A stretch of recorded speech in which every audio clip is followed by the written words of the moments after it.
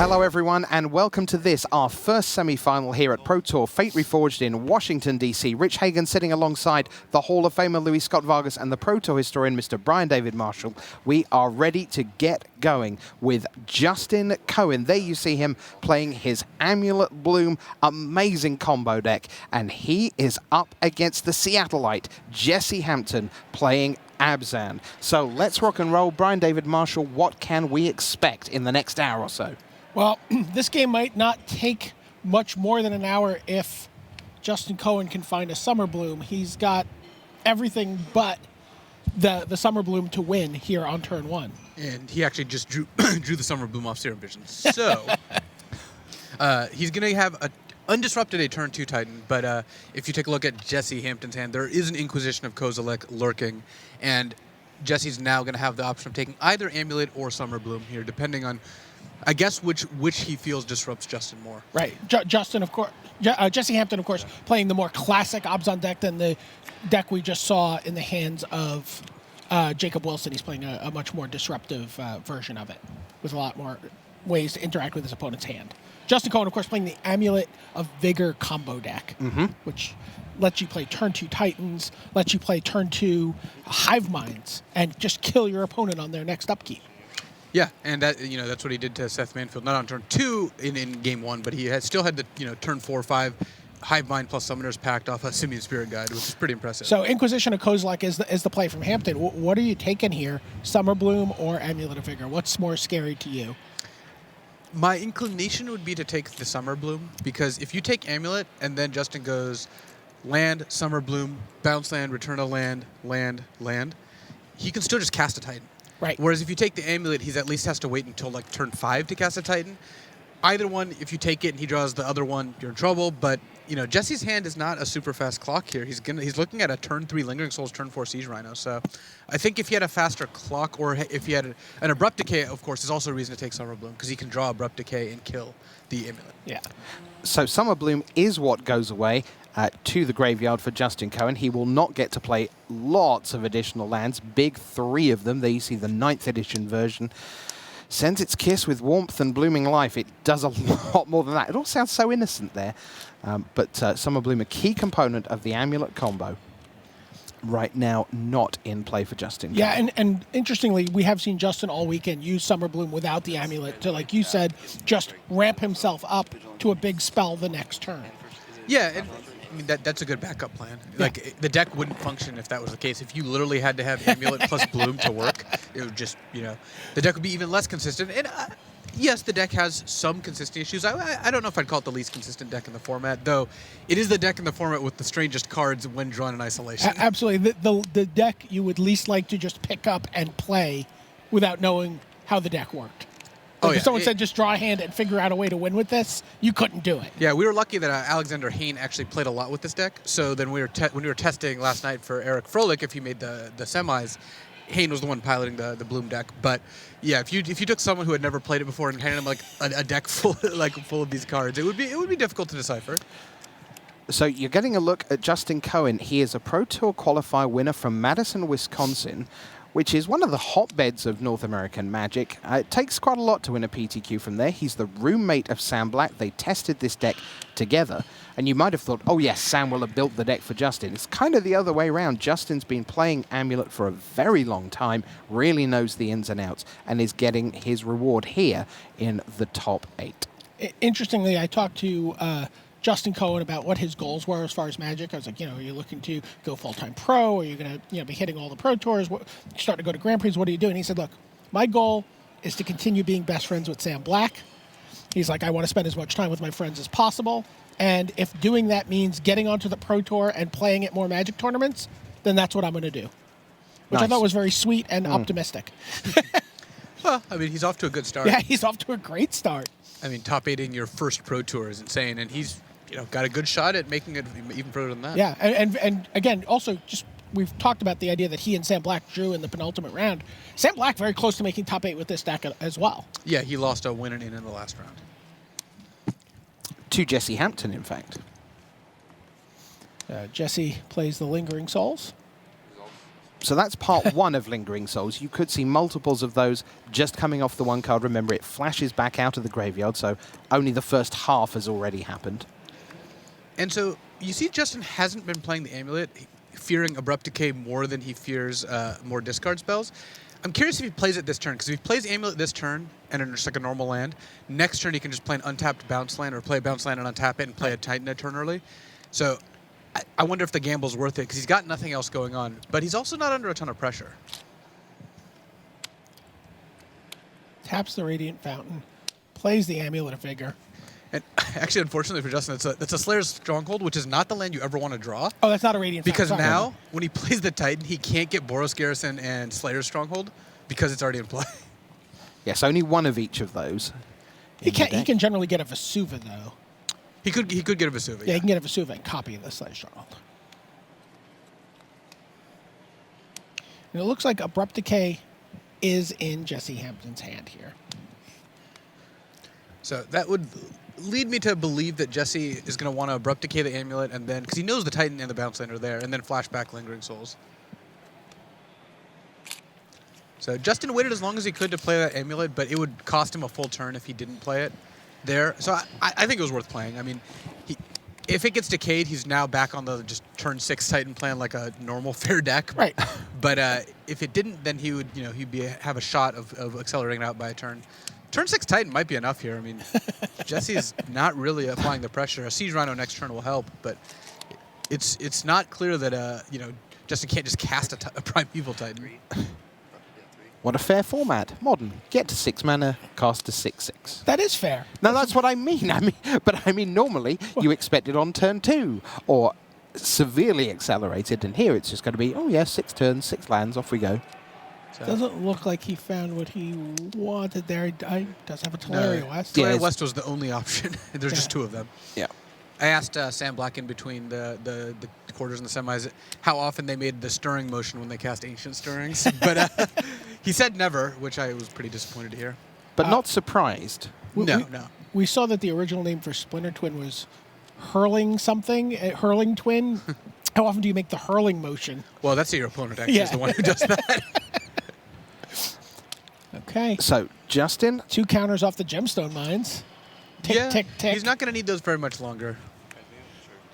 So there goes Teleria West. So this is the transmutability. So he's not casting transmute. He's just saying, for 1 blue, I'm going to turn this card into something else that also, like Teleria West, costs 0. Now, there aren't a lot of choices at 0 in the history of the game. There are some pacts in this deck. You see Pact of Negation right at the front there. And then, of course, there is Summoner's Pact, which is frequently what Teleria West transmutes for, because that allows you then to get a Primeval Titan. Yeah, but on this occasion, we go with Pact of Negation. Yeah, he already has the Titan in hand, so he wants to keep it alive. Yeah, Pact is to protect from a Path to Exile or a Maelstrom Pulse. It's interesting. Teleria West is one of the many pieces of this deck that if these interactions didn't happen, the deck wouldn't exist. And the Teleria West Bounce Land interaction is a huge one. Here we see the Bounce Lands even interacting well with Gemstone Mine. Yeah. I love this deck. I don't know if that was apparent or not. Well, any deck with 4 Simic Growth Chambers is already going to be pretty high on your list. Oh, I guess it was pretty apparent then. Yeah. And this is a matchup where Inquisition of Kozilek is significantly worse than Thoughtseize. As it turns out, Justin does have the double Titan in hand, so either one wouldn't have been able to stop him. But if he only had the 1 Titan, the Inquisition would be a lot better as a Thoughtseize. In a matchup like this, Luis, when you're playing as the Amulet player, looking across the table, he's at 18 life right now, obviously kicks off at 20. How much of a clock are you imagining that you're on? When are you starting to count? We see a Siege Rhino come into play here, and again, that shifts the life total and presents more of a threat. Are you right from the get-go working out how many turns you think you have against a deck that fundamentally isn't an aggro deck? Yeah, I mean, Jesse's deck is gated in terms of how much damage it can possibly deal in a single turn. Generally, it's your power of creatures plus a Siege Rhino. So the power of creatures on the board plus 3, which does give Justin a pretty good shot of calculating correctly how many turns he has. And Justin can, of course, fetch up Radiant Fountains and the like with Primeval Titan. So here, Jesse can't really deal lethal next turn. He can attack for... I guess he can attack for exactly lethal with the Treetop Village, but if you gain 2 life, he's not able to attack with Treetop Village and play another Siege Rhino. So it's unlikely that Jesse will be able to kill Justin if a Titan does get a Radiant Fountain, but Jesse can still, put Justin pretty low, and Justin doesn't have like a hive mind, so he's not winning on the spot. You could see Radiant Fountain and Vesuva Radiant Fountain here. Or Radiant Fountain and a Karoo to pick up Radiant Fountain. Yeah, the Radiant Fountain Crew is more what I think you're looking for, because I believe if Vesuva enters at the exact same time from a Titan, it can't actually choose the other one. I'm going to have to confirm that, but that is my understanding. Again, talking to Sam and Justin in between the round, I was like, yeah, I really wanted Justin to win because I wanted to commentate on this deck. And Sam's like, it's really hard to know exactly what's going on. People, have struggled trying to, follow it and stuff. And I'm like, yeah, I just want a challenge. I find it a much more entertaining to do this. Nothing against Burn. I think it's a fine deck. Multiple people on our team played it. But you're basically saying even I could probably count to 20. Well, I wouldn't go that far. Okay, but fair. Thanks. Looks like he's thinking about the Colony Garden. That's another way to gain, one life here, because all of Jesse's ground creatures have trample. But Justin really is just in stay alive mode right now, since, again, he's not... He does, without the Amulet, he's not really on the full-on, chain, go off, get Slayer's Stronghold attack, Sun Home nonsense. Like, he can't do that whole, giant sweeping set of plays. So he's got to slow play it a little, which means gaining as much life as possible. As you see on your screen, Hampton down to 2 cards, Inquisition of Kozilek and Maelstrom Pulse. Those are both pretty good. They are indeed. Yeah, Inquisition for Pact of Negation, Pulse for Titan is, kind of exactly what Jesse wants out of his last 2 cards. He would slightly rather have just 2 kill spells so that Justin would Pact and have to pay for Pact instead of just taking it with Inquisition, but this is still pretty good. Oh, but there's a Liliana. Well, he can't cast Liliana and Pulse on the same turn, so I imagine he'll lead with Inquisition here. You imagine correctly. Sometimes you do expect Inquisition. So away goes the pack. 2 more Titans in hand. Yes. Yeah, this is going to be a kind of close race, though, because if Jesse pulses the Titan, which he pretty much has to do, he then essentially gets to attack for 7 if Justin chumps, 8 if he doesn't, putting Justin down to 5. Yep, there is the Maelstrom Pulse to send away Titan. 2 more in hand for Cohen, but none on the board. So in comes the team from Jesse Hampton. Siege Rhino plus Lingering Souls. And, I mean, there is a limit to how much life Titan can gain you. Justin doesn't have an inexhaustible supply. Now Vesuva certainly works of lands to gain life. Amulet would, I imagine, be the draw he's looking for. So Summer Bloom's kind of interesting because I guess he can, Titan, get a bounce land, return lands, cast Summer Bloom, and just, do some more stuff.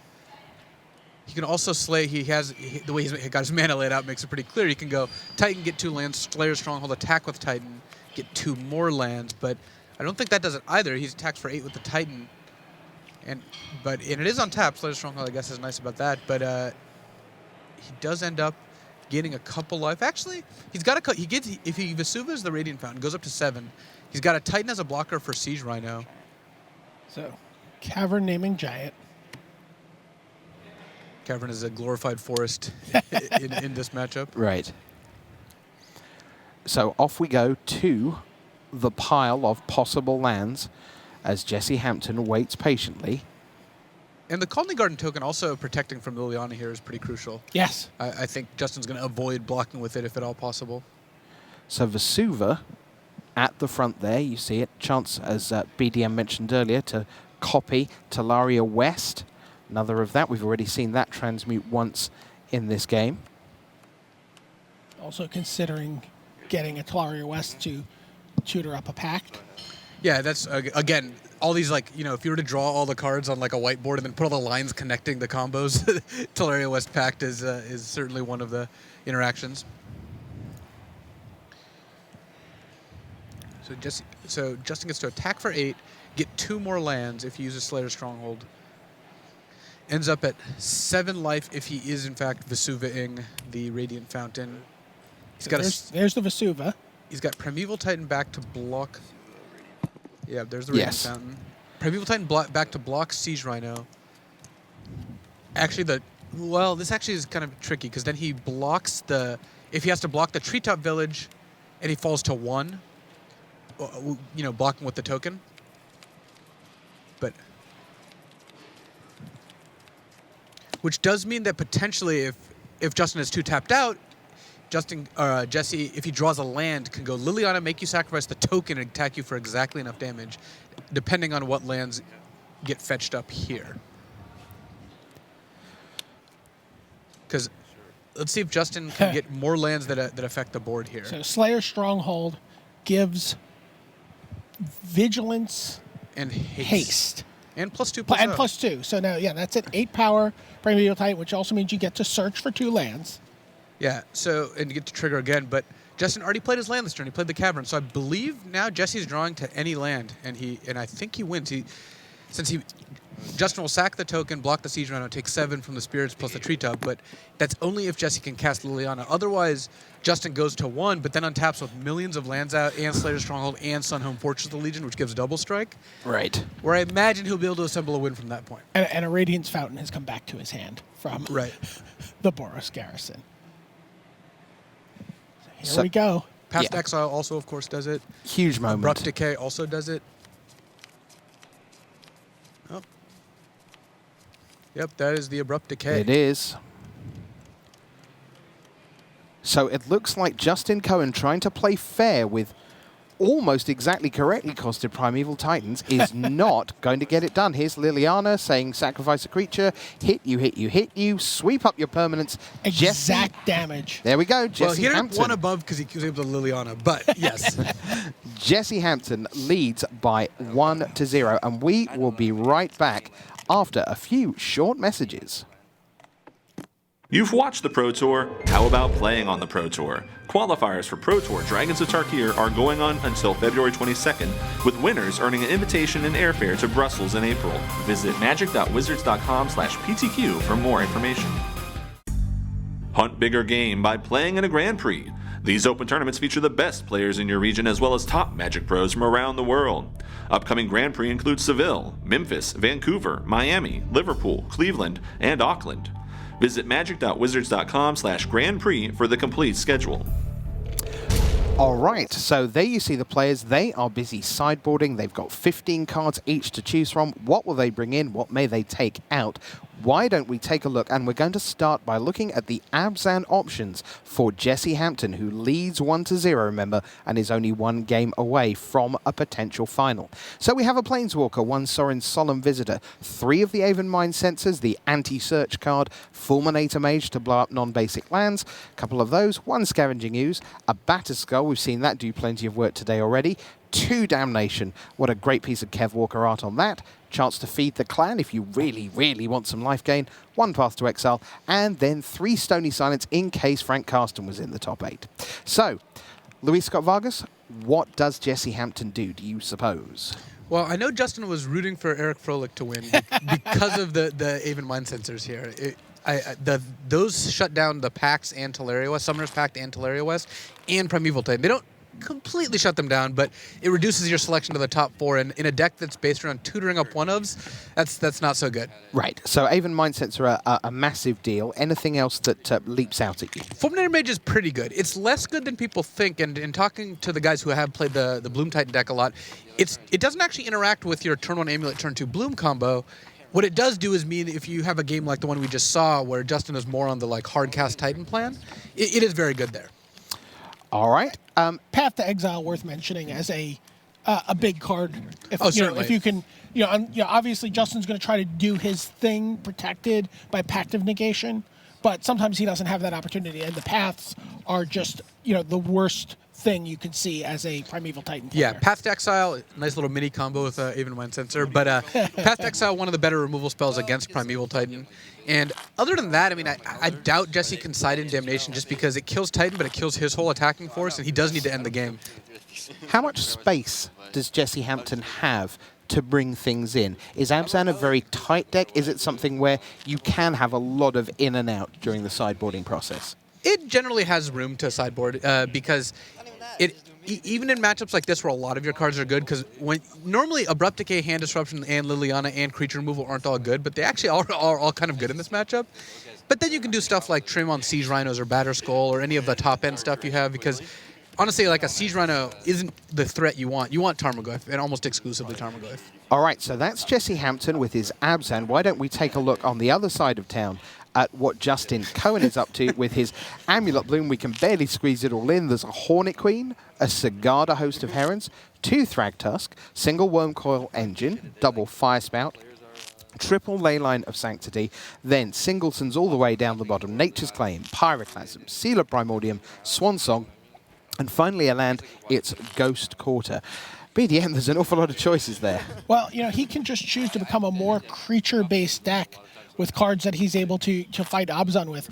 Thragtusk getting him, life gain, and then, if they kill it, getting a creature back. Same thing with Wormcoil Engine. Sigarda and Hornet Queen have been really good for them coming when they go to this more creature-y package. They're incredibly grindy, aren't they? Yes, it becomes a much grindier game. Yeah, and they all sort of unpack, so it's not just here's a Thragtusk, okay, you've killed it. Now I've got an extra Right. bit I'm not of going value to just get from it. blown out by one Path of Exile necessarily. Also, Leyline of Sanctity, a card that's been interesting against Jund and Abzani decks that have a lot of Thoughtseizes and Inquisitions and stuff like that. I don't think that's something he's going to bring in, though. What do you think, Luis? I'm less confident about the Leyline. Certainly the first 5 cards, the creatures, are for the Abzan matchup, just because, I mean, Wormcoil actually the least good because it interacts the most poorly with Path to Exile. Sure. But those creatures are good. I mean, that's what Hornet Queen and Sigardas and Thragtusk were born for, is to fight Liliana and friends. Right. But Leyline is only if Justin has enough slots that he can afford to take out. He is a combo deck. He can't just take out cards willy-nilly. I've never been a huge fan of Leyline against discard, but some people have boarded in. It does cut down on Liliana's effectiveness as well. You don't have to sacrifice a creature, and her ultimate doesn't work. For newer players and people who haven't played Amulet Bloom, which between us probably makes most of the audience right now, explain why it is tougher to sideboard if you are a combo deck rather than, we said there is some space for an Abzan deck, for example. Right. If Jesse Hampton playing Abzan, if he took out 4 Siege Rhinos or Abrupt Decays or Thoughtseizes or whatever he takes out, the rest of his cards, the Tarmogoyfs and Lilianas and Paths, still do exactly what's written on the card. If you take out, Amulet, Summer Bloom all of a sudden just becomes a much worse card. If Primeval Titan becomes a much worse card. If you take out Summoner's Pact or Pact of Negation, Hivemind stops being playable at all. And that's why the deck that Justin's playing, it has cards maybe it can take out in segments. Like maybe I could believe that he boards out the Hivemind package potentially. Right, that's what I was going to say. See, he's never going to take out the Primeval Titans, but the Hivemind combo can come out to make room for the more grindy creatures. It's possible. Hivemind is one of the most dead cards, especially since Jesse can just pay for Summoner's Pact. So I wouldn't be too surprised if that was no longer the plan here. All right, so we are away in game number 2 of this first semi-final here at Pro Tour Fate Reforged. Justin Cohen on the left of your screen. He is into action straight away, removing a counter from Gemstone Mine for Serum Vision. He has a look, will draw a card, will scry, and that will be turn 1. Lots of early action coming from the combo deck. Jesse Hampton, a little more mid-rangey, but maybe we'll see some early discard from him. He opens on a Forest. Is this the only deck in Modern playing Gemstone Mine? Ad Nauseam would be the only other deck that I can think of that routinely does play Gemstone Mine. Yeah, I did see one Gemstone Mine lurking around the not top tables.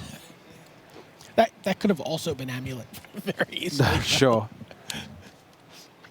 So turn 2, we mentioned discard. Are we going to see some here from Jesse Hampton? Oh yeah, looks like Inquisition into Thoughtseize. Right. And you generally want to lead with Inquisition first because it's more restricted on the cards that you can take. Oh, and there's a Hornet Queen. Along with Slaughter Pact, Primeval Titan, Amulet of Vigor, Summer Bloom, and Summoner's Pact. So the card Justin's missing not only is not in his hand, you can't take it with, because it's missing, you can't take it with Thoughtseize anyway, it's a bounce land. So that's really what Justin's looking to hit here. Jesse still has some options. He still has the same Amulet Summer Bloom option. With Pact, with Summoner's Pact, Primeval Titan, and Hornet Queen, is not as enticing to take one of the expensive cards just because there's 3 of them. I could see just using Thoughtseize and Inquisition to strip both Amulet and Bloom. I was just going to say, if you take both Amulet and Bloom, he's so far away from being able to do anything else. Ooh, Jesse's hand is very good for the matchup. He's got double hand disruption into Tarmogoyf, Mindcester, Fulminator Mage, and then Siege Rhino. So he's got. I mean, if you were to choose what opening 7 to 8 cards you would have, Jesse's pretty close to that. I mean, you said in game 1 that he wasn't necessarily putting Justin under a lot of pressure early. This does present much more of a ramp into a very serious, pretty quick lock. Yeah, I mean, Jesse doesn't look like he has a white source yet, so maybe he can't cast the Mind Sensor, but still, if Justin misses his land drop next turn, and then Jesse goes land Fulminator Mage one of your lands, I mean, that's pretty brutal. That's terrible, yes. Or Fulminator Mage just sits in play, and if Justin ever plays a bounce land, you can kill it in response to the trigger, forcing Justin to not only lose that, but pick up another land. I'll take...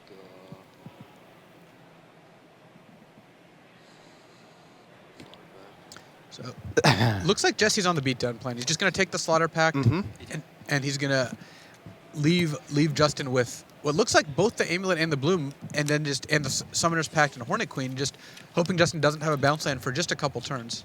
Maybe even just one turn. Well, that was not a bounce land. But it was a land. It was, indeed. That comes along with the little 0-1. Calney Garden, you see there on the right of Cohen's hand.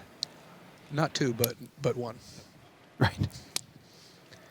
So Justin, again, because he's already seen two of the discard spells, opting to not play his Amulet into an Abrupt Decay. And actually, it looks like Jesse didn't even have the Twilight Mire was in play, but also showing his hand, so he actually doesn't have the third land to play Fulminator yet. Sure. And that was a big draw. Ancient Stirrings. You can't see, but I'm making a stirring motion right now. So let's see what Justin Cohen makes of this. He got himself up to land number 3. Now he uses that Calney Garden for Ancient Stirrings. He gets to look at the top 5. I think that was an Amulet. Well, he's looking for a Celestia Sanctuary there, the bounce land. I mean, that's the he has the. I forgot he left him the Amulet. Yeah. Yeah, he just wants the Celestia. Yeah, he just wants the Karoo, and there it is. That's the card he needed. And Jesse missed on playing Fulminator Mage this turn, because if he was able to do that, that would have been a pretty significant edge too. Wow. So, Justin does get to go off this turn. Amulet of Bloom. Untap the Celestia. Amulet of Vigor. Oh, boy. There's the Summer Bloom. 3 more land drops. He gets to play a Hornet Queen this turn, or play a Primeval Titan if he wants to use the Summoner's Pact. Both of those sound relatively filthy. Oh, yeah. I mean, it seems the safest just to play Hornet Queen, but it's possible that Justin's under little enough pressure right now that Titan sets up a better win in the future. So, comes into play, untaps. Courtesy of the Amulet of Vigor.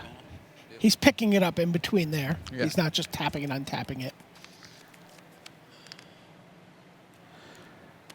He's thinking about picking up the Teleria Wasp. Presumably on the last bounce here.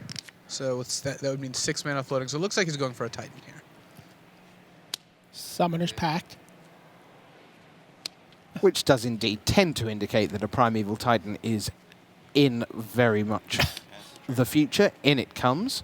So I'll go and search up. I'm not even going to put my deck down. I'm just why would you? Here's now we get to finally see the Boros Garrison Slayer Stronghold combo, it looks like. Yep, Boros Garrison, because that's what gets you red and white. They come into play tapped because of Primeval Titan. Yeah, the advantage, of course, of coming into play tapped. Both lands. Which means they'll untap because of Amulet of Vigor. This is just so filthy when you do this. And now the Boros Garrison pays for the Slayer's Stronghold. So now that's +2, +0, Vigilant, +2, +0, Haste, in it comes. That triggers. Attack. And looks like Slayer's Stronghold got picked up by the Boros Garrison trigger. Guess I should have taken the Summer Bloom. Guess I should have taken the Summer Bloom, says Jesse.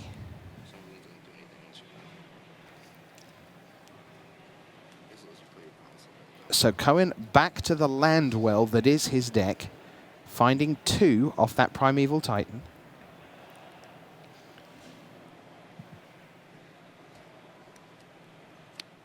See, there's a Simic Growth Chamber.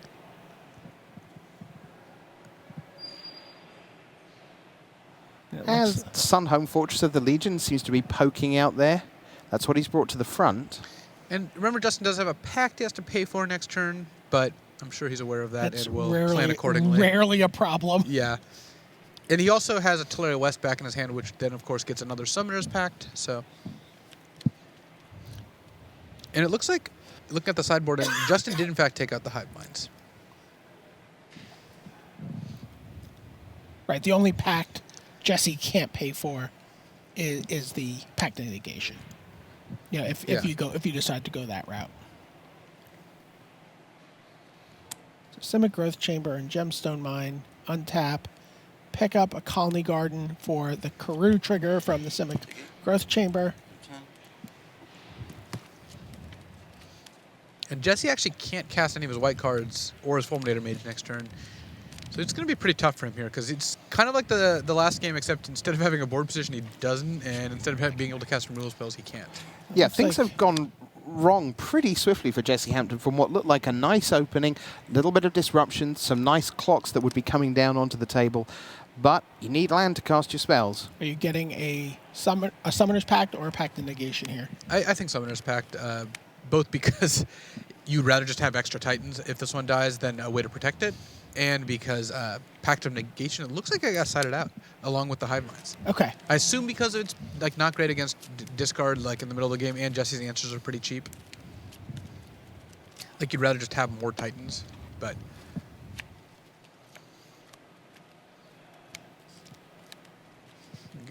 Summoner's Pact for Sigarda or something like that. The dice goes on top of the deck. That's the Pact reminder for Justin Cohen. Just put a little object in the way of him picking up the top card of his deck by accident, because that would be game. Because Kenji Samura can't be everywhere. Yeah. If Jesse was able to blow up 3 lands somehow, he'd be able to win the game. But There's a Fulminator Mage. Simic Growth Chamber is going to bite the dust. Jesse's going to pass back.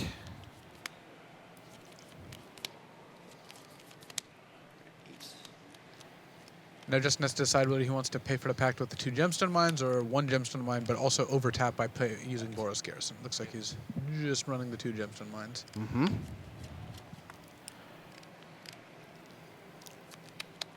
Cohen adds a 5th card to his hand. It is a gemstone mine. We got sorcery, instant, creature, land. That's what I have, yeah. 4/5? Yep. Turns? 4. In turn, it's going to be 4/5 most of the time in this matchup, unless an amulet makes its way to the graveyard. So here's Slayer's Stronghold. Okay. Trigger? In comes Primeval Titan. Trigger. More lands await. We did bring in the Leyline of Sanctity. He did. It looked like he had enough room taking out the Hive Mind combo to bring in Leyline plus the creatures plus Ghost Corridor.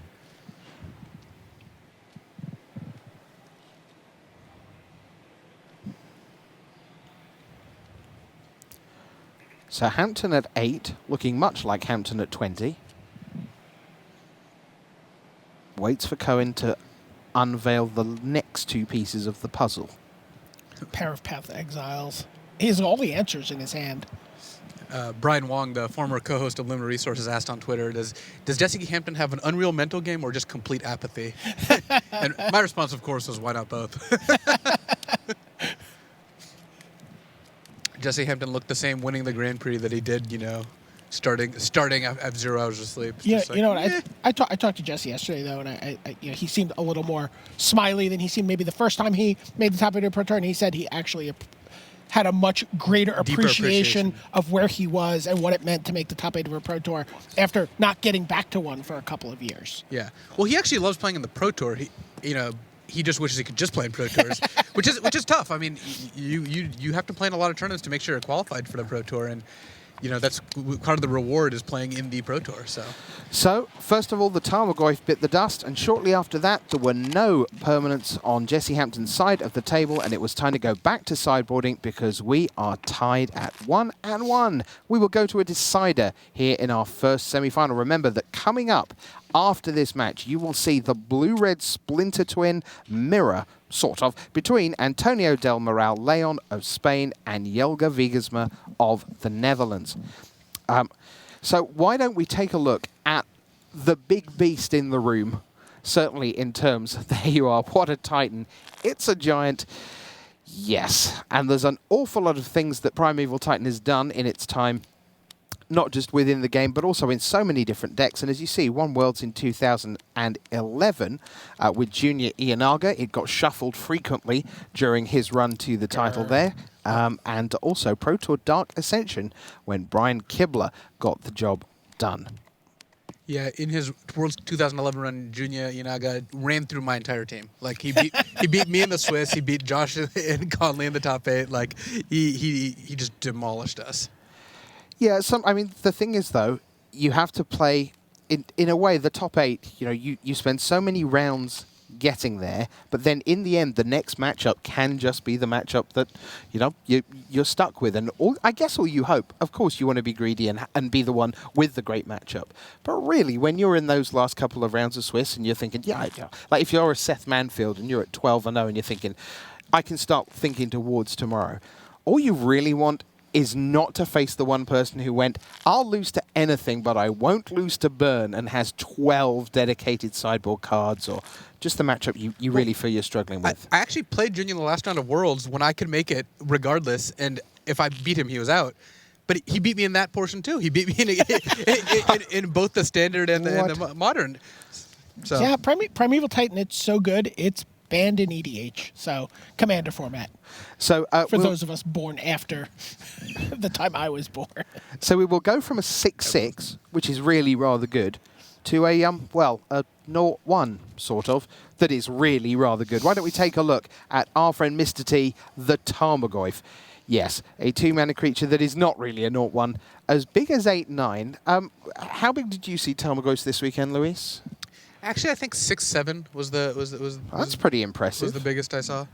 Yeah, I mean, most of the time it kind of sits around the perfectly reasonable and not at all busted 4/5 for 2. Well, when you're playing against fairies and Bitter Blossom, a tribal enchantment goes through graveyard, and Liliana goes through graveyard. Yep. You end up getting a pretty big Tarmogoyf.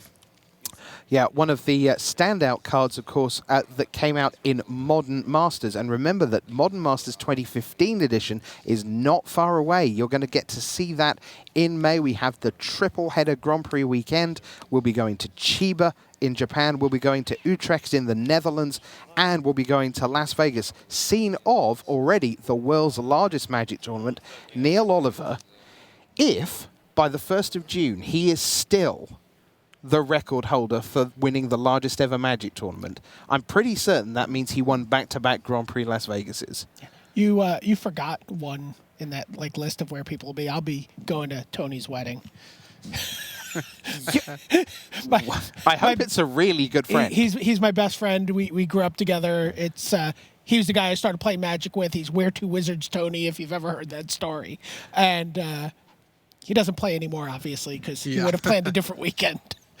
It looks to me like Jesse Hampton is going back to the well. He did not like his opening 7, and he is shuffling up to find 6. Meanwhile, on the other side of the table, Justin Cohen is pondering his opening 7. I hope not. And he is going to send it back as well. So we're going to go down to 6 on both sides. One of the things I love so much is when we get in the booth here together, every show, it doesn't matter what the format is or who's playing, you can be almost certain that you're going to be looking in a different place on the screen. Sometimes you're looking at what's in hand. Sometimes it's the red zone. Sometimes it's the lands in play. Sometimes it's a graveyard. Right now, the fundamental focus of this match and whether Justin Cohen or Jesse Hampton is going to a Pro Tour final is in a deck that gets unveiled almost every turn by Justin Cohen going, these 2 lands, these 2 lands, these 2 lands. Just such a variety of gameplay in the game we all love.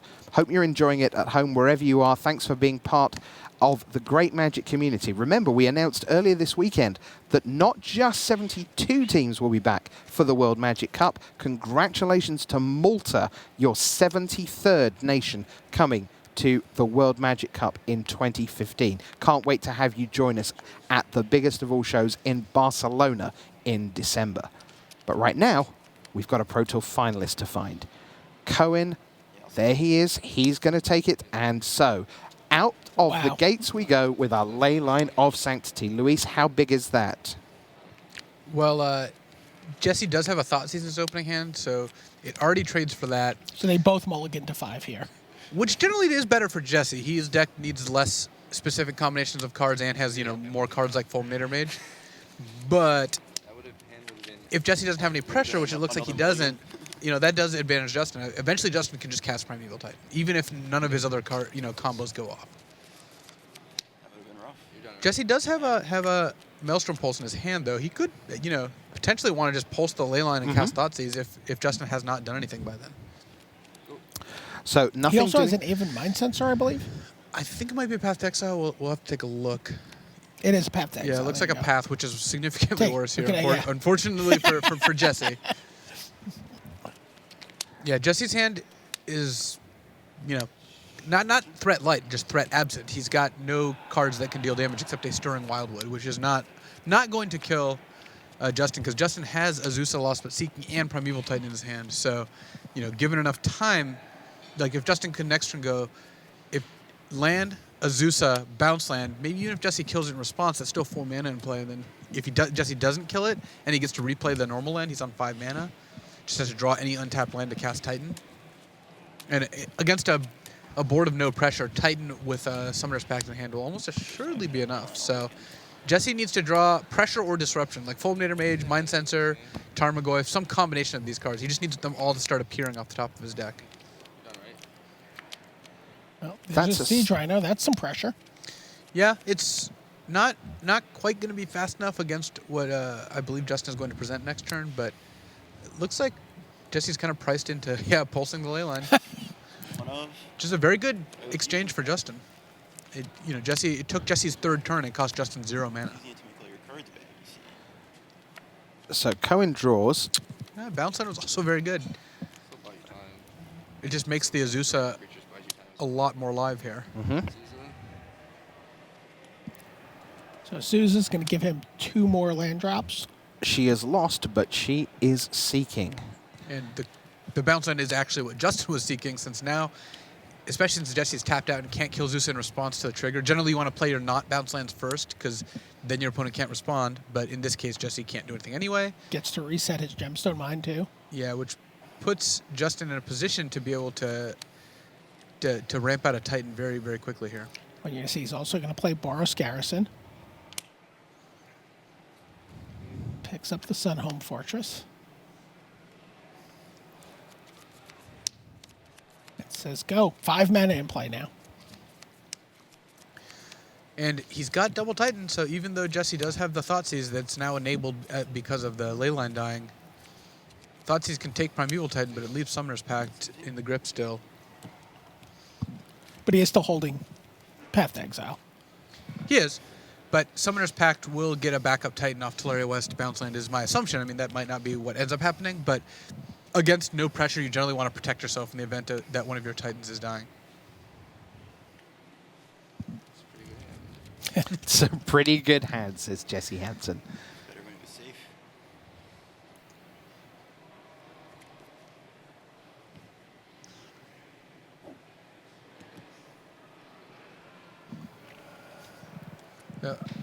Unless you're really worried about Hornet Queen or Thragtusk, generally just taking Titan is better than taking Summoner's Pact.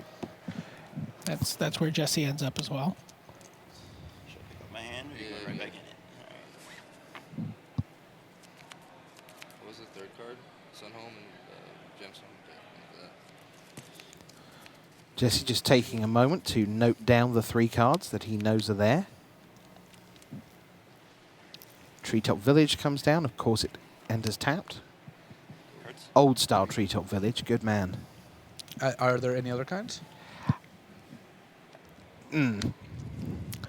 Okay. You just packed for Titan here.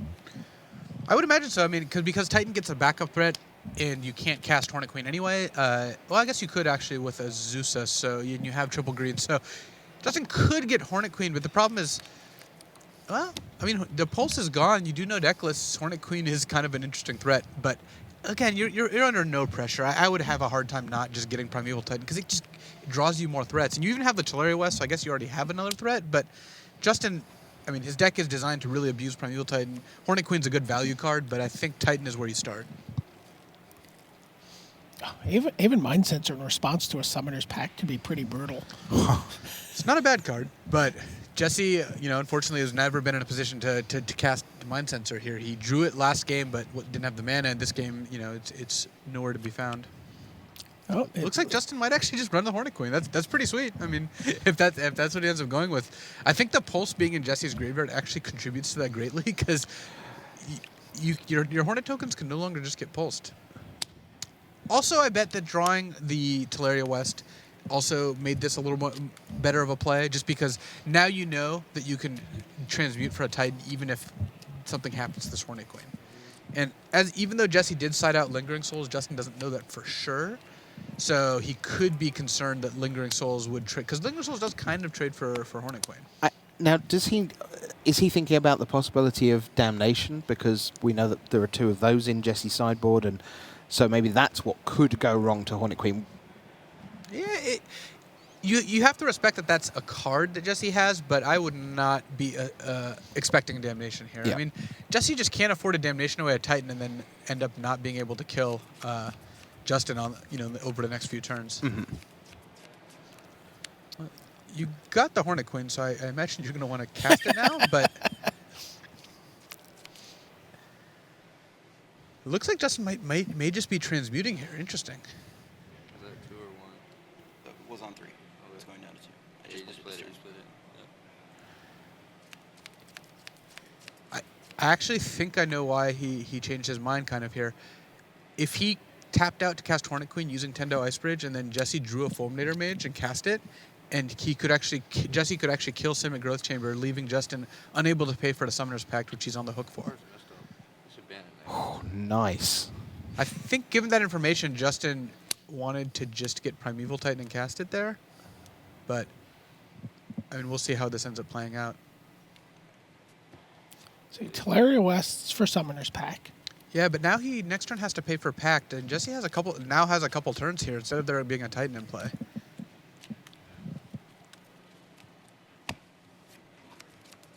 I mean, it's possible Jesse could also have Fulminator Mage in hand. He didn't have an opportunity to cast it because last turn he cast Thoughtseize Treetop Village. So, I mean, Justin is clearly concerned about that possibility, but he's going to end up giving Jesse a lot more time to draw, Thoughtseize, Inquisition, that sort of thing. Just drew a Thoughtseize. Huh. Yeah, this could end up going in a slightly. No, it looks like a Tassiger actually, which is unfortunately not. Oh. Is not what Jesse was looking for. Tassiger's a great card in a lot of matchups. This is not one of the. This is not where it not particularly the shines. matchup. No. No. And there's not a ton of cards in his yard even. He said he'd have to pay close to full price for that.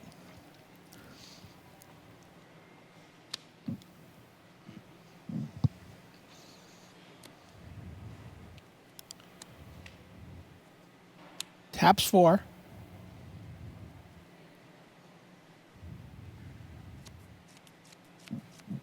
It's a Siege Rhino. 17, 18. Jesse goes to 19. Justin drops to 17. And so now Justin has to pay for a Pact and can't cast Hornet Queen this turn. So Jesse's got another turn to draw either Thoughtseize or, drawing a Fulminator is still good here. If he can kill that Simic Growth Chamber, Justin could potentially be in a spot where he can't cast anything.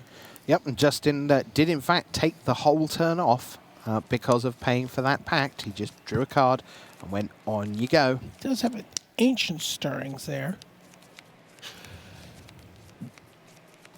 Ancient Stirring is not bad. He didn't want to tap Tendo Ice Bridge because it only has 1 counter to pay for it or to cast it. So, I mean, Justin's at 17, falling to 13 on this attack, presumably. Maybe more if Jesse sends in Treetop Village. Siege Rhino and Treetop Village do have trample. They can at least battle with the Wasps a little bit, but Jesse I still think is in a little bit of trouble here, or a lot actually, just because he doesn't have a way to really stop Justin from doing his plan, and he's given Justin enough time, even though Justin ended up having to readjust in the middle of the turn because of Fulminator Mage there, which gave Jesse a few more turns. I think Justin is still in decent shape. I mean, Hornet Queen is a great card in this matchup.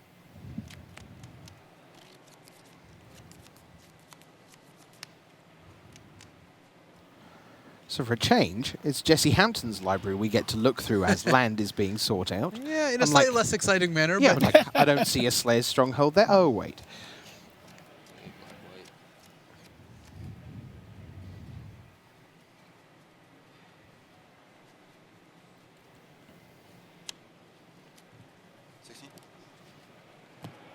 Hampton at 16. In a move to gladden every Burn player's heart. Oh, I'll just pay a couple of life. Thanks, free Burn spell. This is not one of the matchups where where the life totals give you a ton of indication of who's winning. Unlike any match involving Burn, of course.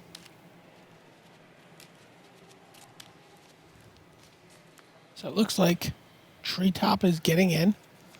Yeah, which again is not really a great sign for Jesse in the sense that he wants to be spending his mana casting Fulminators or Mind Sensors or Thought Seizes, but he unfortunately does not have access to any of those cards. I mean, the Abzan deck obviously has a lot going for it, but card selection is not really one of them.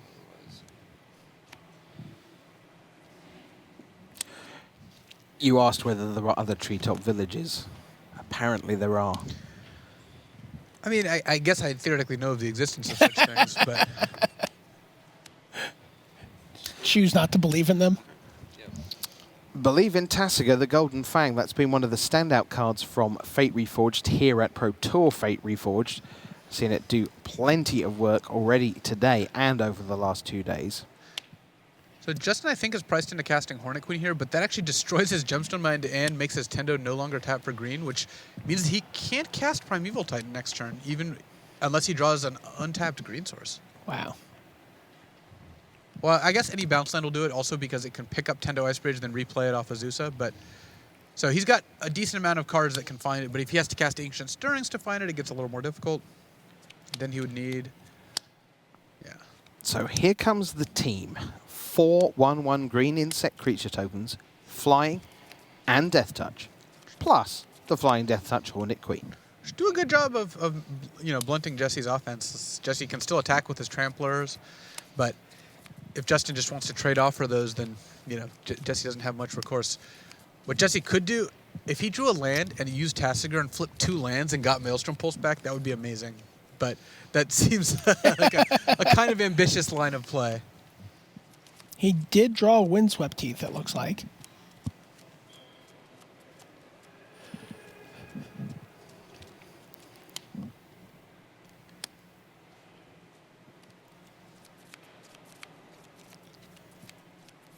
Tapping 4 mana.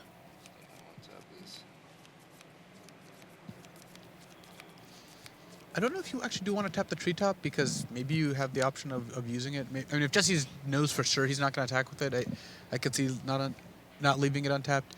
You want to be able to cast any spell you flip, which is like Fulminator, Mind Sensor, Pulse. All right, so land is what Jesse's looking for. So there's an Abrupt Decay. There is a Scavenging And I assume you're going Ooze. to give him the Scavenging That Ooze would here. be my assumption as well. It's not really the threat that Jesse's looking for at all. Married Scavengers. Let me just check that that's what I want to give you.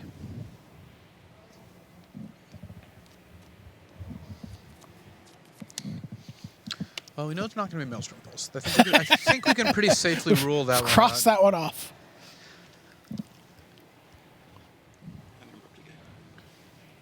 Sounds like he's taking Abrupt Decay. No, he's going to say you can have Abrupt Decay. Yeah, and Abrupt Decay is fine. I mean, either Decay or Ooze are fairly similar. They both kind of trade for a Hornet. Abrupt Decay can kill Amulet or Azusa. Not that those are... Amulet's not in play, and Azusa's not, a huge threat here. Mm-hmm. What Jesse can do is he can attack with the Rhino, and then with Decay and Path in hand, it's possible that Justin... I mean, Justin knows about the Decay, so he may block with 2 Hornets because of that, but... Or he could just block with the Hornet Queen, in which case Jesse gets to Path it, and that's actually not that bad for Justin. I was just going to say, Pathing's not terrible. He gets a green source. Justin has the basic force in his deck and is very much looking for an additional source. Yeah, I like this block, because if you block with a Hornet, you get blown up by Abrupt Decay, you just still take 4. Jesse doesn't know how bad Path is. I mean, he can see it on the board, but he has no way of knowing that Justin doesn't have access to more green. Here it comes. Blocking with the token would have not allowed this line for Justin Cohen. He really does know this deck very well. Well, playing around the Decay, I mean, he knows the Decay is in Jesse's hand. But he could choose to put two blockers. Yeah. There's a lot of different things he could do there. besides giving up the Wasp. Yeah, the blocking with the queen is just the highest value play, even against just decay, not even factoring in path. But it is additional bonus that path is good for you. So now Justin is presumably going to actually cast a Primeval Titan this turn. We've been tricked before, so... I was going to say, is this the same Primeval Titan that he was about to cast, 4 turns ago? It is. It looks like Azusa may be getting decayed here. I can't think of another reason why Jesse would fetch this instant. Could probably just get basic forest at this point. I mean, dual lands don't really hurt that much either, though. Yeah.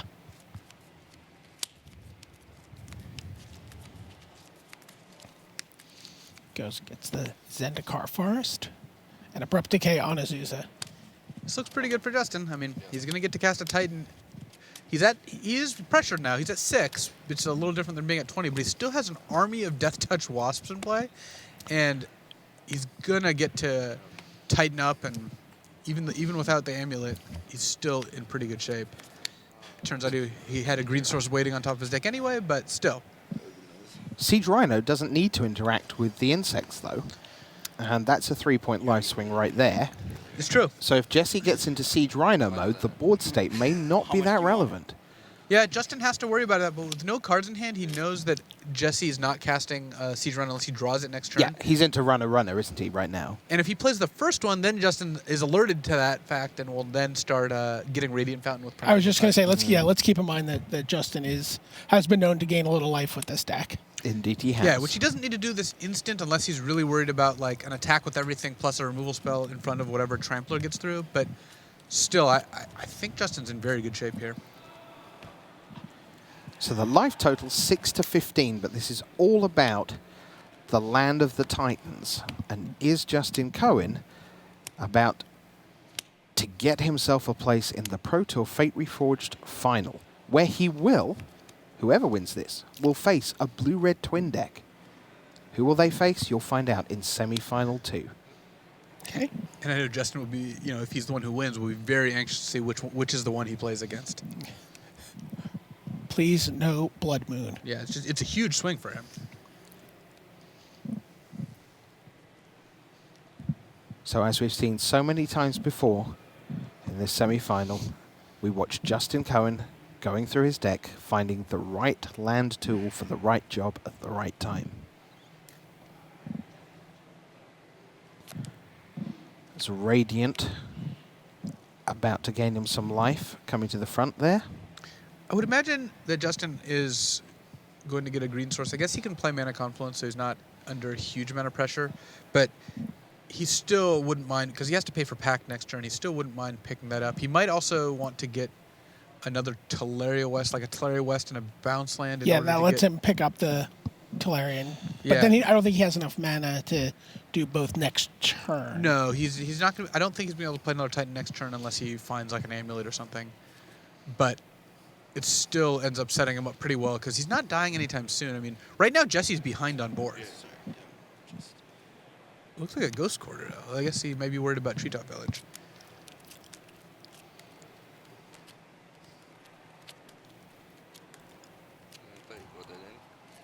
Well, he hasn't played a land this turn, right? No. So he's going to pick up the Ghost Quarter, replay the Ghost Quarter.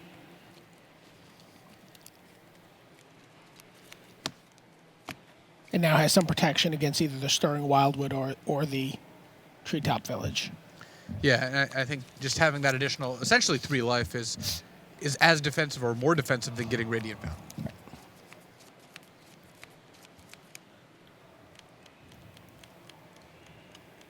Jesse with just 1 card to work with. He has a Treetop Village. That's It's an Aven Mind Sensor. Is it? That's the Treetop Village, the relevant land on his side of the table right now. Mind Sensor is not awful. It really does blunt the Titan's ability to find, anything. Jesse may be in the sort of spot where he's able to... I mean, he's got Tassiger also. Like, he's got enough mana to activate Tassiger or play Mind Sensor. He might be able to grind Justin out here, which is very difficult to do, but especially if Justin's in defensive frame of mind and is not attacking with the 1/1s, which I think makes sense given he's at 6 life. Jesse might be able to stop, like, if he's able to, make this packed miss, force Justin to pay for it next turn, because it still resolves even if he doesn't hit anything, and then use Tassiger, pick up, well, probably Abrupt Decay at this point, but still just, start whittling away at Justin's side of the board.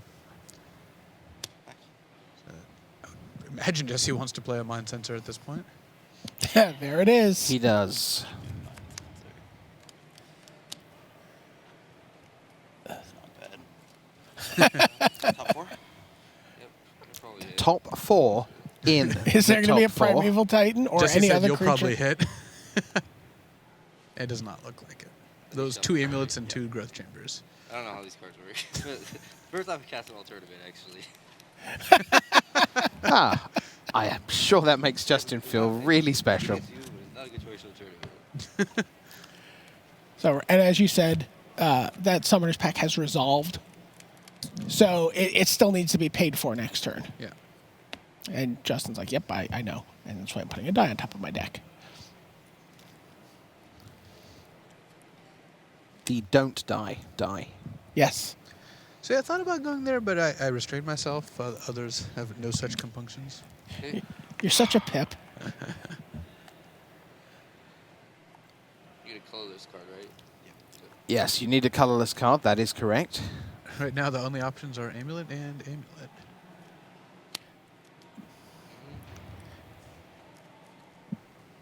I wonder if Amulet's a pretty saucy draw for him here, though. Can he? You didn't search. You're fine.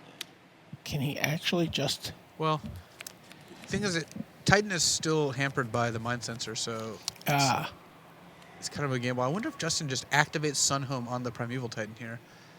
I mean, he can smash for 12, but get an undetermined amount of lands. And then Jesse gets to activate Tassiger, maybe actually pick up Scavenging Ooze, given that Abrupt Decay and Path both kill a Hornet, because, yeah, attacking might be ambitious. Maybe it's good to attack there. I don't know. I guess if you assume you're winning regardless. Fulminator Mage, another Scavenging Ooze. You have to give him an ooze, right? Ooze seems like I don't know. I guess Justin is okay with his Hornets just getting picked off one by one, and doesn't care too much about, and would rather not deal with Scavenging as a second Mind Sensor, funnily enough. Jesse really needs an answer to that Titan. The Titan is not only holding him off, it can at some point start attacking. As a double striking. Yeah, 6/6 double strike would be the idea. It's a little, I think, a little conservative just not to attack last turn because he's still got some blocks. Though it would require him tapping his Ghost Quarter, which means that Treetop, Siege Rhino, Tassiger, Mind Sensor come in, so that probably isn't great for him. But And again, he has to be aware that although he's at 6, the one burn spell in the opposing deck is called Siege Rhino.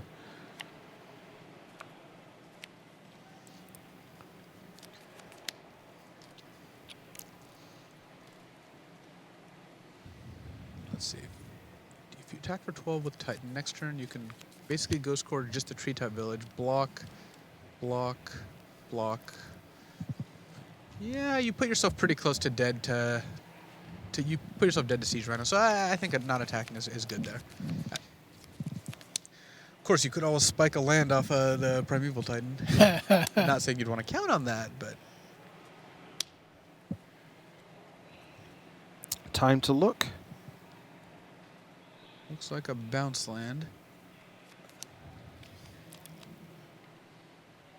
You have mana floating. Yeah, blue. Selesnya Sanctuary. Justin's deck does not do a lot with a Mind Sensor in play. It is severely hampered. I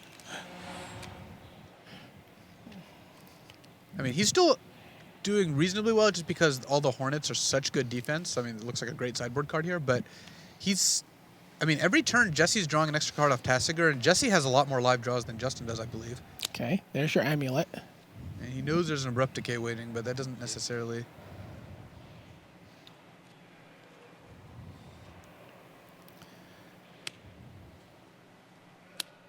Plays a land, untaps it, taps it, picks it up. Jesse chose not to respond to the trigger because Justin doesn't have any other land drops coming. Now, when Justin puts Azusa on the stack, it's possible that Jesse wants to Abrupt Decay the Amulet in response to stop further mana shenanigans. Though it looks like Sunhelm might get activated here. Is that what's happening? Or look like he's just tapping it. Okay. So Jesse may respond here. All right, there's Azusa. You use the Azusa to do that? I mean the Amulet. Wait, I'm thinking. What do you have left in your pool as mana? Green, white, I made green white with this, and and then I tapped return it this. to his hand. So you know, Justin has no mana floating. He can't actually do anything with all this, so Jesse might just be okay with it. But he doesn't know that. He doesn't know what the last card in Justin's hand is. And he may be worried about the 2 additional land drops does exactly play Primeval Titan here. One play that Jesse could make here is activate Tasigur so that Abrupt Decay is not on the table for that. And then after he gets his card back, then Abrupt Decay the Amulet. But he may also just not care. Looks like he's opting to just use Tasigur and then, or use Tasigur and then either play Mind Sensor or play Abrupt Decay. I do like using Tasigur before casting Abrupt Decay, though. I don't think you want to get Abrupt Decay back for the 3rd time.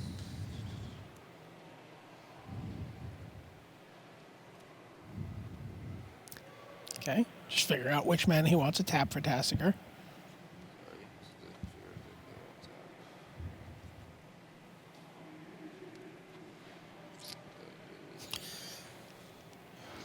It's almost as difficult as playing the Amulet deck. Yeah, I mean, it's... No, that doesn't work either. There we go. Now he can cast Mind Sensor, activate Treetop Village, cast Abrupt Decay.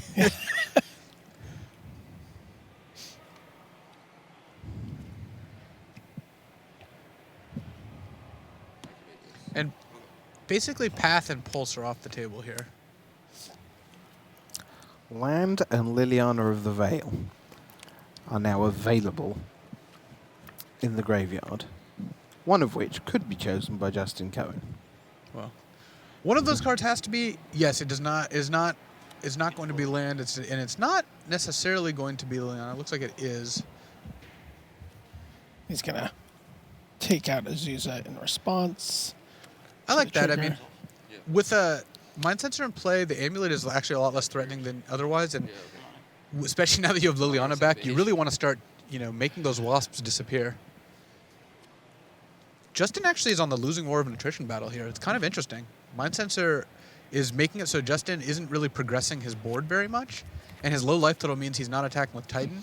Every turn Jesse's drawing, it looks like an extra removal spell of Tasigur. So far he's drawn Decay, Liliana. Also, if he draws a way to kill Titan, he could potentially start attacking anyway. Looks like he just drew another Abrupt Decay. Natural Abrupt Decay, yep. We've seen Tasigur be terrific already today, and here we are again in the grind, just delivering a little bit of an edge here, little bit of an edge there. Good enough for Standard, good enough for Modern. Has it made an impact in Legacy yet? I can't imagine it isn't a consideration. I mean, Tasigur lives for the grind. The grinded bananas. Those are the 2 things Tasigur likes. Reminds me of Marshall's. I was just going to say, just like Marshall's limited strategy. But here, you see Jesse. He's going to play Liliana and the rest of his hand operates instant speed. Tasigur, Abrupt Decay, Mind Sensor are all cards he can cast by leaving 4 mana up. Can't use all of them at once, of course, but he's able to do that. So here is the Planeswalker, Liliana. And I like that he's, starting to... I've never seen an Abzan deck successfully whittle down a full Hornet Queen before. Of course, I've never seen a Hornet Queen in play in Modern before, but the point remains that this is an impressive feat by Jesse, since Justin, he cast a lot of things this game, and Jesse is kind of getting his way through all of them.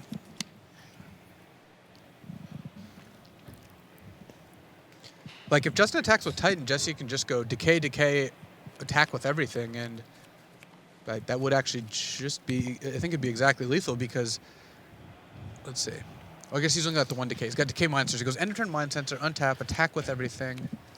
If you Decay a Wasp. I guess because of Ghost Quarter, it's not quite lethal, but it doesn't. That doesn't mean Justin can actually attack with the Titan. Though maybe he's not winning the game by sitting here. It may be that his best chance is to attack with Titan and hope Jesse doesn't have the right string of removal. Let's see. Jesse can't quite cast. He can go end of turn Mind Sensor, but he can't quite cast Decay and activate both Manlands because Ghost Quarter stops whichever one he does activate. The thing is, Cohen's shown a lot of patience today already. My question for you, Luis, is that is he in a position where he knows he's essentially dying, the death by 1,000 cuts, and he's waiting for a better time to go for the I'm dying to 1,000 cuts, so I need to do something? Or is he already at the I must do something? Yeah, I am out of time. I think he just had to get started here, potentially earlier. It's not getting better for him here. Attack you, true. So, Yeah, he goes to pick up his deck, and he's like, Yes. he gets to look at 4 cards. Yeah, don't pick up your whole library. That would be bad. It is good for Justin that he's got Sunhome in play. Is he choosing to not look? It looks like it. Oh, I don't know. I haven't seen what step we're on. Like, that land gives a double strike, right? It can. It can give a double strike. You certainly look here. Well, there's no downside to it. So yes. Trigger results. Okay. So- Okay. Yeah. 1, Serum Vision. 2, 3, 4. Ooh, Colony Garden was big. I mean, that was he hit a relevant card. So is Jesse in a position to? Shuffles, He right? still has to shuffle, but to block here. Double strike. It's hard to kill a 6/6 double striker. If Jesse, triple blocking certainly doesn't help because the Titan then first strikes down Mind Sensor plus one of the 2 4/5s. Yeah, you need 6 power to be alive after first strike Right. damage to deal with this. And the Manlands don't help because of that Ghost Quarter that Justin got. So I Do you think just take this? Jesse's on the hook for taking a bunch of damage here.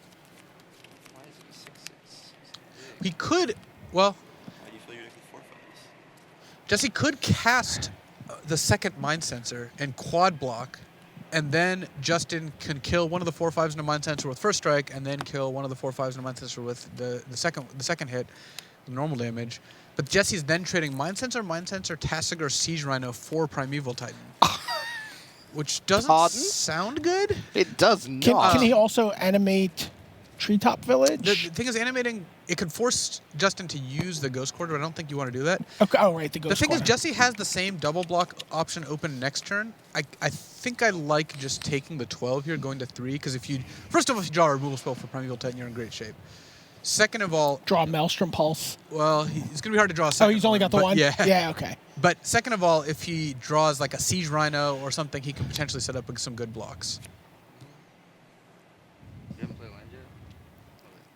So, So it looks like he just took so took 6, no activation. So the question is, does Jesse want to activate Tasigur? So he can play Mind Sensor, but he's pretty far away from dealing lethal here because the plant blocks Tasigur. You just don't block Siege Rhino. Yeah, I like just activating Tasigur instead of playing Mind Sensor here. Abrupt Decay, Siege Rhino.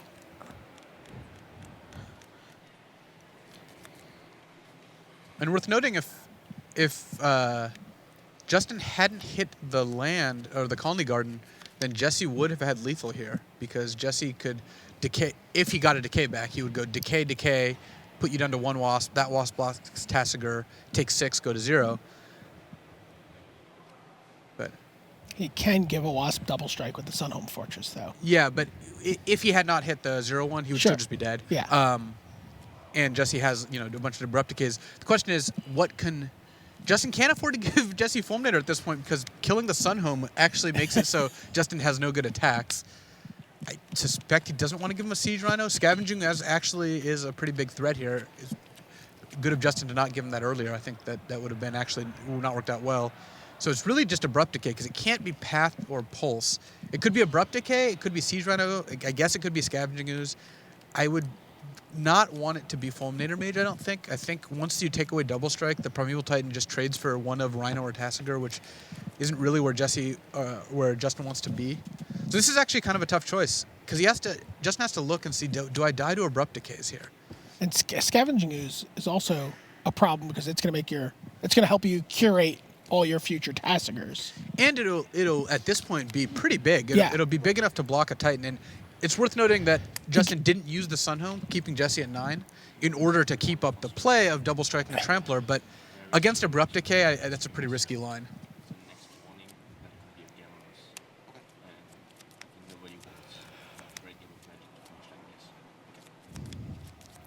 Done. Yeah. So it looks like Jesse got Abrupt Decay back. He did. So he's holding 2 Abrupt Decays and an Aven Mind Sensor. Draws to the turn. It's a swamp.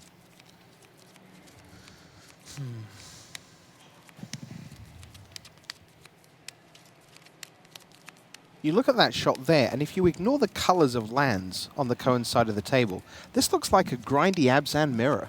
It does. Right? I mean, this is just the things we've been watching all weekend with just a ton of good, solid, mid-range, powerful stuff on the battlefield. If you had Sharpied in Siege Rhino on the Primeval Titan, for sure. Right. 6.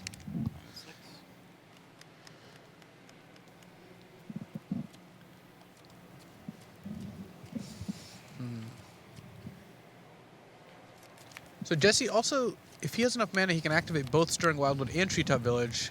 So he potentially has a better quad block now set up of Sure. both the lands and both the 4/5s on the Primeval Titan. He would lose a Tasigur presumably in the process, but that's better, certainly better than dying. He also just has to put 4 toughness in front of the Primeval Titan to not die to Double Strike. So I don't think Jesse's in abysmal shape here. If he goes for the kill and it doesn't work, then that's obviously not great for him. Okay. Abrupt Decay number 1. Kill a token.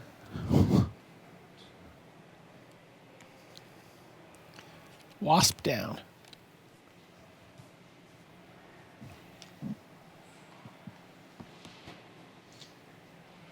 Jesse could attack with like Siege Rhino Mind Sensor.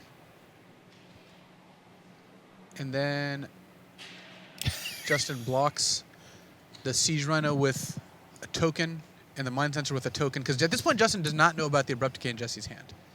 And if Justin goes for the Sunhome play, then you Abrupt Decay the Wasp. The Mind Sensor and the Wasp trade. Justin goes down to 2 life. And then you get to chump block the Primeval Titan with Tasigur on the following turn to not die, but you have a Siege Rhino in play, and you have 2 manlands you can activate, and Justin just has a 0/1 token. And you have a Mind Sensor that you played end of turn. Justin may prioritize killing the Mind Sensor here. Doesn't have much of a choice in the matter. Who doesn't? Justin also has to respect Jesse casting a Siege Rhino this turn. He really doesn't want to take 3 damage. Oh wow, is he triple blocking the Siege Rhino? It looks like he is. So Jesse at that point should just pass, and then Justin activates Sunhome, and then you decay the one that gets Sunhomed.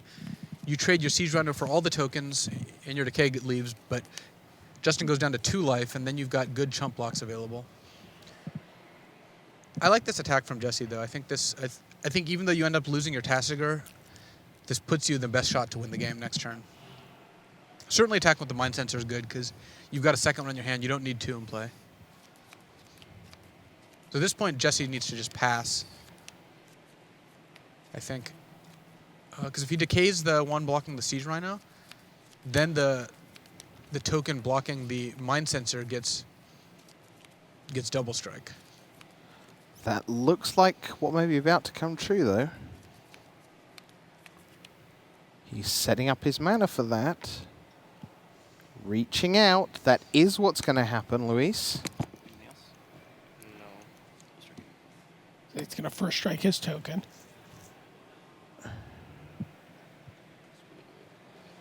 Mind Sensor gone. He's going to drop the 2 from Trample on the Siege Rhino. I mean, the game's not over yet, and what I really like here from Jesse would be to play Mind Sensor and then +1 Liliana. Sure. because I think once you have Liliana on 2, that also gives you additional a good additional out for next turn.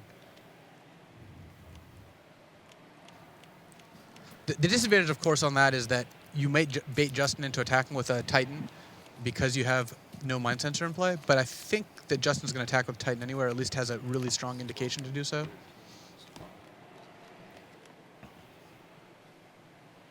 Yeah. Yep. I think this is a good play. Because now you have Liliana sacrifice as a potential out. So now Justin Cohen is just 2 life points away from the end of a run, and Jesse Hampton is just 2 away. Draws a ley line of sanctity here. Well, that stops the Liliana minus, but Justin's probably needs all his white mana to activate Sunhome, since I guess he could play Tendo Ice Bridge, but he wants to play Colony Garden. Is the thing. This ended up being an insanely close game. So, if Justin attacks, assuming he hits nothing relevant off the Titan, Tasigur has to chump block.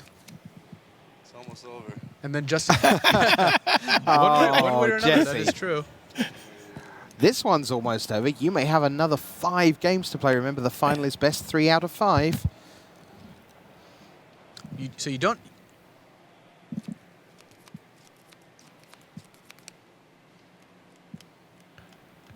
Yeah. Justin has to start playing more quickly, or he is going to suffer a game loss. Yeah, he's in danger of that apparently. So. Yeah.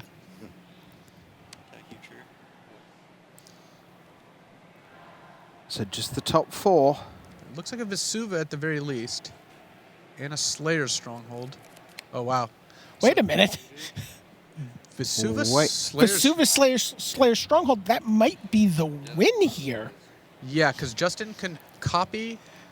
He can copy the Boros Garrison. Yep. And then Slayer's Stronghold the Titan, make it an 8. Sunhome makes it a 16. Yep. 16. Yeah, that should be enough. Tasigur. Oh my god. Because he's got the Amulet to untap them both. Searching the top 4 is going to be enough for Justin Cohen. The Mind Sensor won't be enough to stop him. Oh my. This is unbelievable. Having Mind Sensor doesn't prevent everything. Just makes it that much less likely.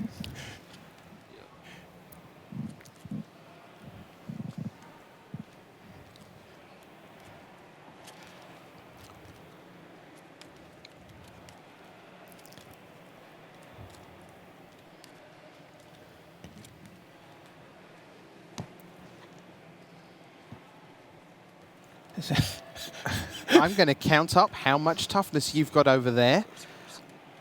I'm just going to look, untap these. Turns a forest. So you can give it 14 power. So you can give it 14 power, ask Jesse. 8 times 2, 16. Okay, 16. 16. Okay, he redoes the math. 9 life, reminds Justin helpfully.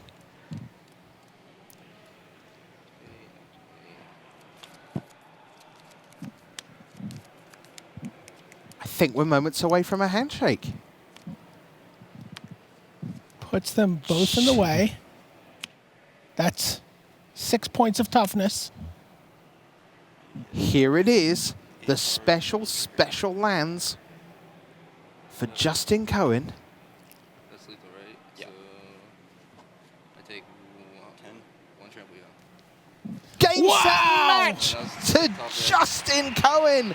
The Slayer's strong with this one, my word. The Slayer's stronghold takes the match for Justin Cohen, and Amulet Bloom will go into the final of Pro Tour Fate Reforged. And then I didn't realize until after I chose to go more conservatively that I really couldn't afford to play around Fulminator Mage once I had made the pact play. I needed a break on my first Tasigur activation and get my pulse back. Yeah, I mean, clearly. Yeah, I mean, that. Goodness gracious me. And I couldn't give you scavenging. Avon Mind Sensor, a tremendous sideboard card, but you still get to look at 4. It had Yeah, to be you do. those exact 2 lands. Well, yeah. I mean, Justin had I like even like a Radiant Fountain would have been pretty good for him. See, he had other outs, but yes, those were the 2 lands he needed to end the game on the spot. We were nervous about that Primeval Titan not attacking in time. but he got there in time, and we will see Justin Cohen in his first Pro Tour ever in the final. He'll be against Blue Red Twin. Who will he face? You'll find out in semi-final 2 in just a few short minutes. But first, let's hand you back to the news desk and Marshall Sutcliffe and the team. Hey guys, welcome back to the news desk. What a fiery finish there. Amazing. Just down to the wire. I mean, I can't believe that he found We just asked what he each needed. other Yeah. 17 questions in 3 seconds. There. What does he need? Did he find it? Does he have it? Is that it? What's that underneath? And then at the end of it, Justin Cohen finds himself in the finals, defeating Jesse Hampton. That was Great stuff. amazing. I thought Justin had it a long time ago, but then Avon Mind Sensor stopped all the Primeval Titan shenanigans. But you know what? Sometimes the card they want's just in the top 4. It was, and it looks like he needed 2 of them in the top 4. Yeah, I mean, if we got things correct there, he hit a Vesuva to copy a red source there, and the Slayer Stronghold that he was searching for, both in the top 4. Crazy. Wow. Amazing. Unbelievable stuff. Really fantastic finish there. I do think, though, Jesse's going to be kicking himself for that game 2. He had Thoughtseize and he had Inquisition of Kozilek at the beginning of game 2. But he didn't take the Summer Bloom, and that game 2 maybe needed to win this one too, because I thought Jesse played great in the 3rd game. Yeah. I thought that the Tassiger, he was grinding out with Tassiger. He was going to beat Horned Queen, Primeval Titan. He had everything. Almost. Couldn't control the top of the deck. Yeah. But Jesse played great. Other than I think he regrets the discard choices he made in game 2. Yeah, I agree. Okay, so we have one semifinalist.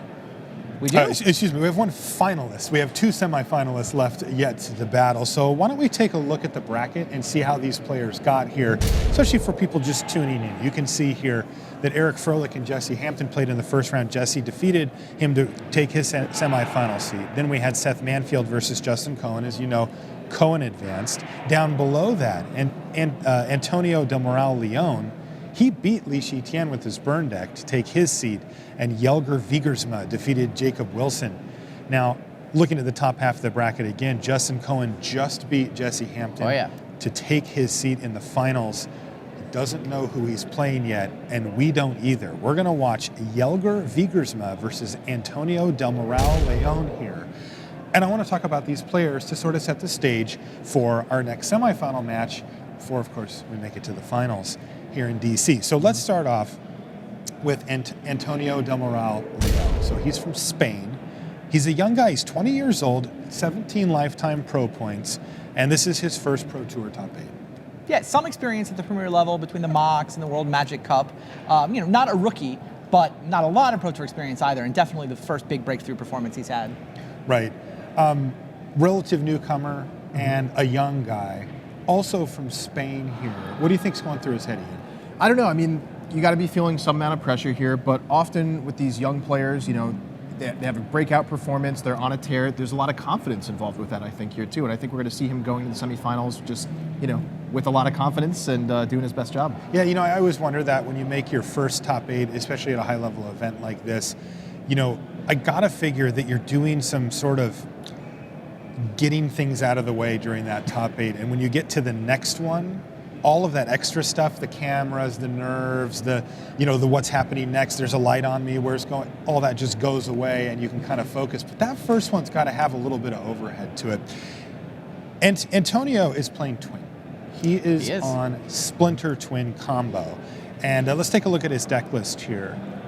You'll see that he is, in a minute, he's actually going to be playing against another Splinter Twin list. We're going to talk about that in a second here. But Antonio's list here, take a look at it, Randy. Right. We have a pretty straightforward Splinter Twin list. The Splinter Twin archetype has gone through a lot of variations over the course of the last 12, 18 months in Modern. There was Tempo Twin, there was Tarmo Twin. This is good old-fashioned blue-red Splinter Twin. 6 creatures between the 4 Deceiver Exarchs and the 2 Pestermites. You put one of those down on turn 3. Turn 4, you drop Splinter Twin onto it, and you're off to the races, making Infinity Fairies. Great deck. It's got permission to slow the other guy down. It's got removal to slow the other guy down. You're just basically buying time until you can stitch that combo together. Now, one thing that we don't see here, Ian, no Kiki Jiki, and relatively slimmed down at 4 Deceiver Exarch, 2 Pestermite here as well. What goes into that decision process? These are all combo pieces that the player uses to make infinite creatures. Yeah, well, the choice of no Kiki Jiki in particular, I think that this Splinter Twin deck, and actually both Splinter Twin decks in this matchup, they're more positioned as what I like to call combo control decks, where they've got a lot of counter spells, and more importantly, they're set up to operate at instant speed. Kiki Jiki, of course, you can only play during your main phase. And so there's going to be a lot of back and forth between these decks where, they're holding up counter spells, they're representing different things, bluffing. So I think we're going to see a lot of interesting back and forth here. Yeah, and we'll talk about this as we move forward, but I figured, well, we're already talking about the first Splinter Twin deck. Randy, talk to us a little about the fear that this deck puts in your opponent and what that gains you strategically. Yeah, I mean, a lot of the threat of the combo is anytime your Splinter Twin opponent has 3 land untapped on your turn, you know that during your end step, they can drop a creature and then untap, put a Splinter Twin on it. So just 3 untapped lands on your turn means if you tap out, you could just die. And you'll see a lot of people who will play what look to be suboptimal turns, certainly not mana efficient turns, because they want to make sure they leave mana untapped just to try to break up the combo. If the guy does go for it, the Twin player may not have either piece in his hand, but you don't know that. Right, and what you'll see a lot of times is what you said, they'll still play things at instant speed, maybe some way to find their pieces or develop their board. Right, so the Twin deck will leave up its mana on its own turn, which causes the opponent to have to leave up mana on its own turn to at least represent having a way to break up the combo. And then the Splinter Twin deck can just end of turn deploy a threat like a Pestermite or a Deceiver Exarch, furthering its game plan, or just simply buy time and assemble a quality hand. Okay, let's take a look at our other semifinalists here. We've got a Hall of Famer in the semifinals, Jelger Wiegersma from the Netherlands. He is a Magic veteran. Oh, yeah. And he's already got four Pro Tour top 8s, including a win. Yeah, this is number 5. He's now broken 400 lifetime pro points. He's now broken 200,000 in lifetime earnings. You see the titles down there. Pro Tour Seattle was a team Pro Tour. So, I mean, I think he feels like, if you ask Jelger, the one thing he hasn't done is to win an individual Pro Tour. Done pretty much everything else. 13 Grand Prix top 8s, couple of wins in that circuit, 5 Pro Tour top 8s. He would like to sort of finish, checking off the last box. Let's take a look at Jelger's deck list here. Now, I mentioned it earlier, but we're actually going to see a mirror match. Both players are playing the same deck, but there's some notable differences. Yeah, the 2 Blood Moons are by far the most significant difference between these decks. Those Blood Moons, if Jelger gets to the finals, they are insane. Justin Cohen cannot beat a Blood Moon. Basically, Jelger has a card in his deck, which if he's playing against Amulet, reads 2R, win the game. That's a pretty good card. That's insane. And that's true against a lot of decks in the format. However, those Blood Moons are garbage in this matchup. The Splinter Twin deck has, he likes red mana, he has basic islands, so Jelger in this matchup is just down 2 cards. He's got 2 blanks in his deck, whereas on the other side, Antonio has a couple extra counters. So edge Antonio in this matchup because of those 2 cards, but if you're a Justin Cohen fan, you need Antonio to win this game because Jelger's matchup in the finals is just devastating for the Amulet player. Any other differences of note for you between the list, Ian, or anything that appears? Yeah, so Jelger has an extra copy of Snapcaster Mage and Cryptic Command, which, they're still solid cards in the matchup. They're not quite as mana efficient as, say, Del Moral Leon has a main deck Dispel, which is just the perfect card for protecting the combo. So I think what we're going to see, Randy put it well, is that Del Moral Leon is a little bit more set up for performing this combo and protecting this combo. Jelger's deck is a little bit more well-rounded and, of course, includes those Blood Moons as sort of a free win condition against some other decks, but not going to help him that much in this matchup. How does this mirror match play out, Randy? I'm gonna pick the better player. I think Jelger is one of the best to ever play the game. He's, a worthy Hall of Famer. It's his second top 8 since he got inducted into the Hall of Fame. He just rolls into town, and he's been playing so much Magic so well for so many years that he picks up a deck. 6-0's the draft format, does good enough in Constructed, and I actually think Jelger's going to win this Pro Tour. You think Jelger's going to win? Ian, what do you make of the matchup in general? I mean, are we going to see this? Is this going to go long? It could go long. I mean, the thing is, both of these decks are capable of winning explosively out of nowhere, right? Okay. End of turn, Deceiver Exarch, untap Splinter Twin. The thing is, they both have counter spells, they both have removal spells, a lot of ways to interact, and so that has almost a paralyzing factor on the way that the game plays out. Neither player wants to be the one to act first. The opponent can respond and then use that window to win with their own combo. So I think we're going to see the players play cautiously, and I think the psychological game is going to be a key aspect here. And that's where, potentially the experience of a player like Jelger might really come into play. Okay, well, it is time now to head down to the feature match area for our second semifinal here from Pro Tour Fate Reforged. Let's hand it off to Luis Scott Vargas, Brian David Marshall, and our own Richard Hagan.